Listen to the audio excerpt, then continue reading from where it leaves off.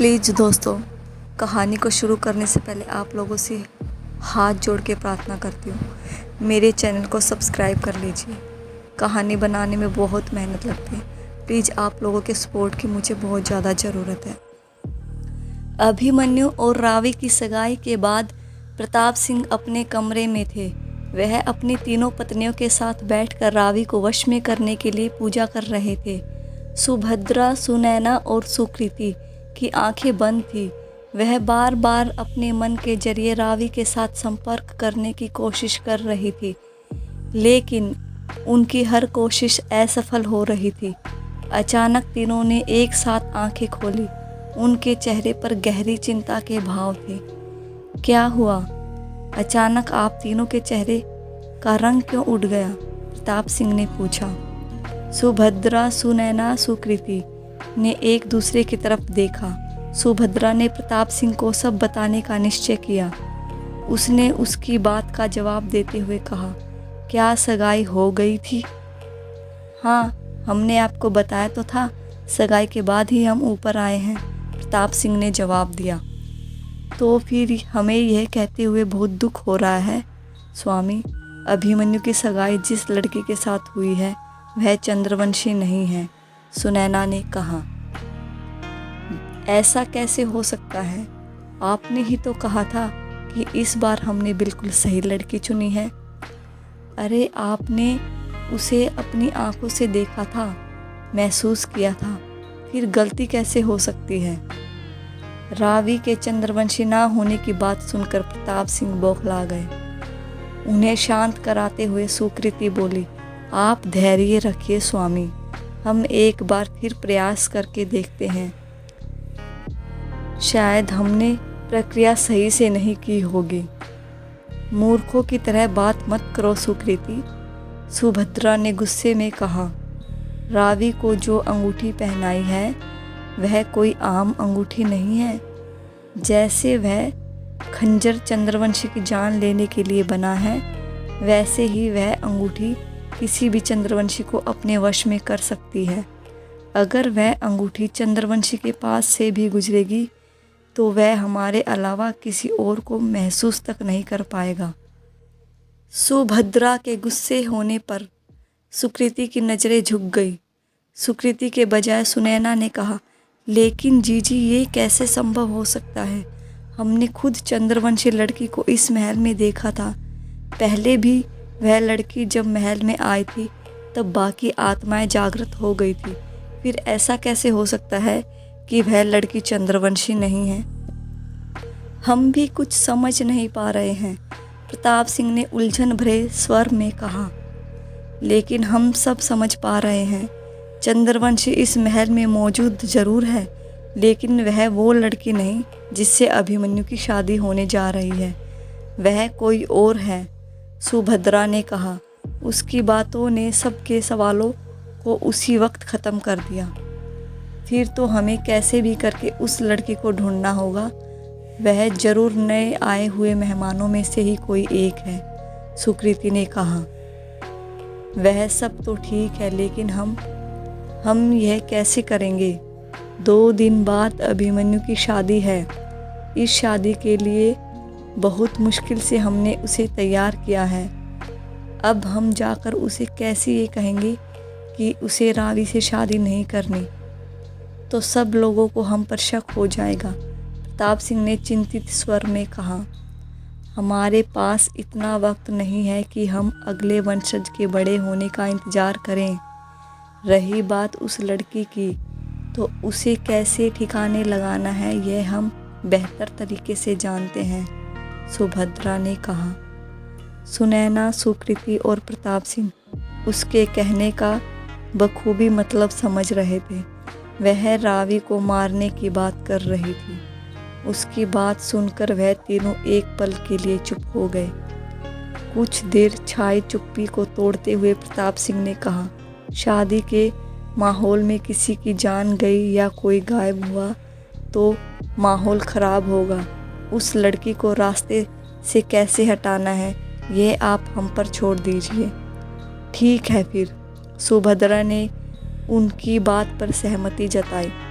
यह तो हमने आपके ऊपर छोड़ दिया, लेकिन उस चंद्रवंशी को ढूंढना भी बहुत ज़रूरी है। उसके लिए हमारे पास एक उपाय है, अचानक सुकृति बोली। उसके कहने पर सबकी नज़रें उसकी तरफ घूम गई। उनके पूछने से पहले ही सुकृति ने आगे कहा, हम अच्छे से जानते हैं कि चंद्रवंशी को कैसे ढूंढना है। हम महल में सब जगह नहीं जा सकते, हमारी कुछ सीमाएं हैं, लेकिन वह तो जा सकती है। आप समझ रही है ना? इस महल में कौन सब जगह जा सकती है? वो मरी हुई चंद्रवंशी बहुएं। प्रताप सिंह, सुनैना और सुभद्रा तीनों एक साथ बोले। सुभद्रा के चेहरे पर मुस्कुराहट थी। उसे सुकृति का सुझाव काफ़ी अच्छा लगा। इस बार तुमने अपना दिमाग बिल्कुल सही जगह लगाया है छोटी, वरना अब तक तो तुम्हारा बचपना ही नहीं गया था। सुभद्रा ने सुकृति के पीठ पर हाथ फेरकर उसे शाबाशी दी। सुझाव तो काफ़ी अच्छा है, लेकिन हमने उन चंद्रवंशी बहुओं को आज़ाद कर दिया तो वह हमारे लिए खतरा साबित हो सकती है।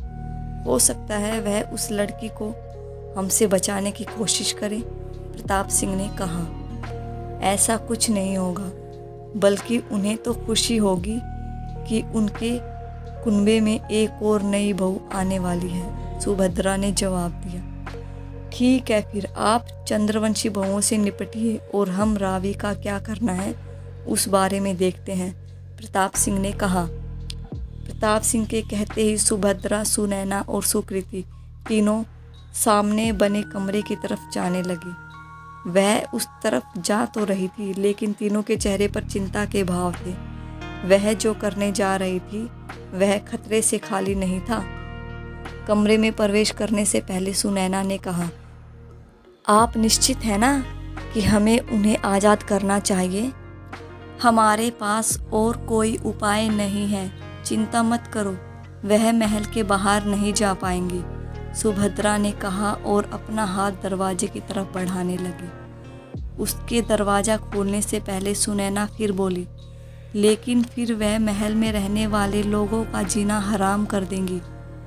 हमने इतने साल कितना सब कुछ सहा है, फिर इस महल में रहने वाले लोग 2 दिन कुछ ऊट पटांग हरकतें सह भी लेंगे तो क्या हो जाएगा। अब हमारा रास्ता छोड़ो और हमें जाने दो, सुभद्रा ने कड़े स्वर में कहा। उसने सुनैना को दूसरी तरफ किया और कमरे का दरवाज़ा खोलकर अंदर आ गई। उसके पीछे पीछे सुनैना और सुकृति भी। कमरे के अंदर आने के बाद तीनों ने एक दूसरे का हाथ पकड़ा और एक गोल घेरा सा बनाया। वह मन ही मन कुछ मंत्र बुदबुदा रही थी, जो उन चंद्रवंशी बहुओं को जागृत करके उन्हें महल तक लाने के लिए था। अभिमन्यु और रावी की सगाई के बाद सब लोग हॉल में इकट्ठा थे। सगाई के बाद सब डांस कर रहे थे। रावी अभिमन्यु के साथ वहां लगे काउच पर बैठी थी। वह इस सगाई से खुश नहीं थी। अभिमन्यु ने उसके चेहरे की तरफ देखा तो उसका चेहरा उतरा हुआ था। अभिमन्यु उसके थोड़ा नज़दीक खिसका और कान के पास आकर कहा, आई एम सो सॉरी कि मैं इस सगाई को रोक नहीं पाया। आप सगाई को नहीं रोक सके तो क्या 2 दिन बाद हमारी शादी भी हो जाएगी? रावी ने पूछा। उसकी बात सुनकर अभिमन्यु की नज़रें झुक गई। उसने एक नज़र तपस्या की तरफ देखा जो उन्हीं की तरफ देख रही थी। उसने तुरंत अपनी नज़रें घुमाई और रावी से जवाब में कहा, अगर यह शादी हुई तो आई प्रॉमिस मैं तुम्हें हमेशा खुश रखूँगा। मैं जानती हूँ इस बात को। आपसे मिलकर एक चीज़ सीखी है, कई बार खुद की खुशी से बढ़कर अपनों की खुशी को भी देख लेना चाहिए। हमें आप पर पूरा यकीन है अभिमन्यु जी कि आप हमें खुश रखेंगे, लेकिन इस शादी के बाद क्या आप खुश रह पाएंगे? रावी ने एक सांस में अपने दिल की बात अभिमन्यु के सामने रख दी। अभिमन्यु ने सवालिया नज़रों से रावी की तरफ देखा। रावी ने आगे कहा, हमें इस तरह मत देखिए अभिमन्यु जी, हम अच्छे से जानते हैं कि आप तपस्या जी से प्यार करते हैं। यह सब जानते हुए भी हम आपसे शादी कैसे कर सकते हैं? आप इस शादी से कभी खुश नहीं रह पाएंगे। मेरे अकेले प्यार करने से कुछ नहीं होता रावी। तपस्या के दिल में ऐसा कुछ नहीं है। बेहतर होगा कि मैं आगे बढ़ूं। अभिमन्यु ने उदास होकर जवाब दिया। काश हम आपके लिए कुछ कर पाते। उसके चेहरे की उदासी देखकर रावी ने कहा। उसे पहली बार खुद पर बहुत बेबसी महसूस हो रही थी और अपने माता पिता की याद आ रही थी। कोई कुछ नहीं कर सकता। जरूरी नहीं हमेशा वही हो जो हम चाहते हैं। समझदारी इसी में है कि जो मिला है उसी के साथ आगे बढ़ा जाए। कहते हुए अभिमन्यु ने रावी के हाथ को सहलाया और एक हल्की सी मुस्कुराहट दी।